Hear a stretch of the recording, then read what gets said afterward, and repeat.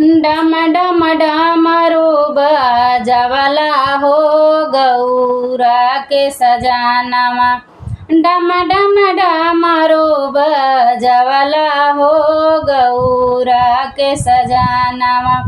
पहिला डमरुआ पिपराइच में बाज, पहिला डमरुआ पिपराइच में बाज। मोटी से मंदिरवा हो गौरा के सजानवा। मोटी से मंदिरवा हो गौरा के सजानवा। डम डम डमरू बजवला हो गौरा के सजानवा।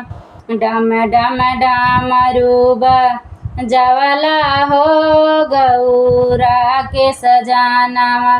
दूसरा डमरुआ बुढ़िया मैथना बाज, दूसरा डमरुआ बुढ़िया मैथना बाज। उहाँ क लोग खुश भइला हो गौरा के सजानवा। उहाँ क लोग खुश भइला हो गौरा के सजानवा। डम डम डमरू बजवला हो गौरा के सजानवा। डम डम डमरू बजवला हो गौरा के सजानवा।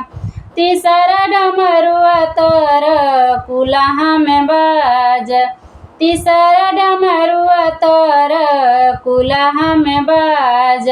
उहाँ क लोग खुश भइला हो गौरा के सजानवा। उहाँ क लोग खुश भइला हो गौरा के सजानवा। डम डम डमरू बजवला हो गौरा के सजानवा।